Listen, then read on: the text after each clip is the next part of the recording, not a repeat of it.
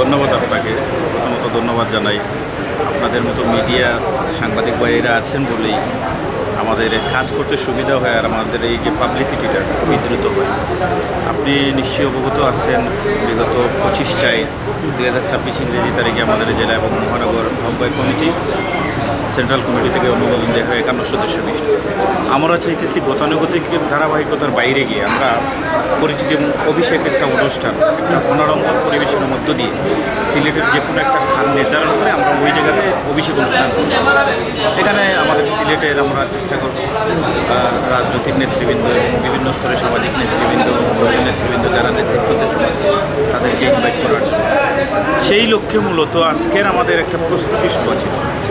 আমাদের 51 সদস্য বিশিষ্ট যারা সদস্য, ওনাদেরকে নিয়ে গিয়ে আমরা অভিষেক অনুষ্ঠান অথবা আমরা পরিচিত সভাটা আমরা কীভাবে সফল করব, এই লক্ষ্যেই মূলত আজকের আমাদের এখানে বসা। আপনি শুরু থেকেই ছিলেন এবং আমাদের যতজন সদস্য ছিলেন প্রত্যেকেই কিন্তু এখানে পার্টিসিপেট করছেন এবং স্বতঃস্ফূর্তভাবে ওনারা মতবাদ ব্যক্ত করছেন।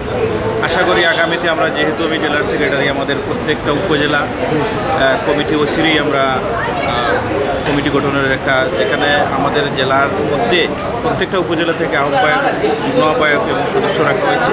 ওনাদেরকে দিয়ে একটা টিম করা হবে, 3 থেকে 4 জনের একটা টিম করা হবে। ওনারা এক একটা উপজেলা কমিটি গঠন করবে। এখানে আমাদের রাজনৈতিক দলের সাথে বিএনপির যারা অভিভাবক সংগঠন আমাদের আছে, অভিভাবক সংগঠনের সাথে যোগাযোগ করে বিভিন্ন শ্রেণী পেশার মানুষ কিন্তু সমাজকে নেতৃত্ব দেন।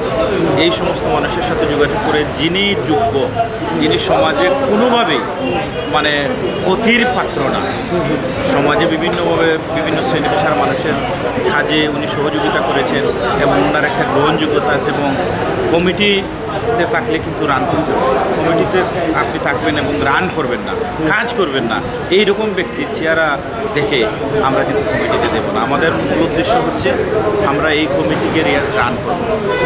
কারণ এখানে আপনারা নিশ্চয়ই অবগত আছেন, এই কমিটির আরও আমাদের অঙ্গ সহযোগী আরও অনেক সংগঠন আছে। প্রত্যেকটা সংগঠন হওয়ার পরে দেখা যায় যে কমিটিগুলো শুধুমাত্র নাম প্রকাশ থাকে।